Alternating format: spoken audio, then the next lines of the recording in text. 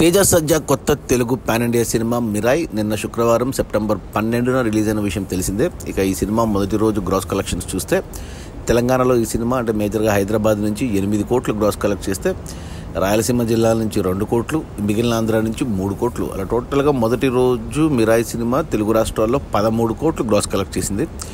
ఇక కర్ణాటక, తమిళనాడు, కేరళ అండ్ హిందీ కలిపి మరో 3 కోట్ల గ్రాసు. ఇక ఓవర్సీస్ మేజర్గా నార్త్ అమెరికా నుంచి 8 కోట్ల గ్రాస్. అలా టోటల్గా మొదటి రోజు మిరాయ్ సినిమా ప్రపంచవ్యాప్తంగా 24 కోట్లు గ్రాస్ కలెక్ట్ చేసింది.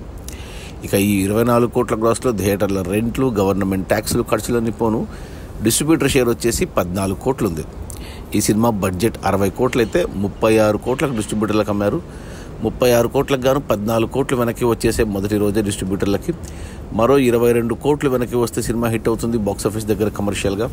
22 కోట్లు డిస్ట్రిబ్యూటర్ షేర్ రావాలంటే మరో 44 కోట్లు గ్రాస్ అవసరం పడుతుంది. ఈరోజు శనివారం, ఈరోజు కలెక్షన్స్ నిన్న మాదిరే ఉండొచ్చు. ఒక 20 కోట్లు గ్రాస్ ఈజీగా వస్తాయి. సినిమాకి టాక్ కూడా బాగానే వచ్చింది, నేను కూడా చూశాను, నాకు కూడా నచ్చింది సినిమా. ఇక రేపు ఆదివారంతో మరో 20 కోట్లు ఈజీగా వస్తాయి. అంటే నాకు తెలిసి మొదటి 3 రోజుల్లోనే సినిమా బ్రేక్ ఈవెన్ కంప్లీట్ అయిపోతుంది. 50 కోట్ల గ్రాసు పైనే వస్తుంది. ఇక మొదటి వారంలో 100 కోట్లు ఈజీగా వచ్చేస్తాయి. కానీ హనుమాన్ సినిమాతో 300 కోట్లు గ్రాస్ కలెక్ట్ చేశాడు తేజ సజ్జా. మరి హనుమాన్ సినిమా కలెక్షన్స్ని క్రాస్ చేస్తుందా లేదా అనేది చూడాలి. అది మన తేజ సజ్జా కొత్త Telugu pan India cinema Mirai release అయిన మొదటి రోజు 24 కోట్ల గ్రాసు. అందులో డిస్ట్రిబ్యూటర్ షేర్ వచ్చేసి 14 కోట్లు.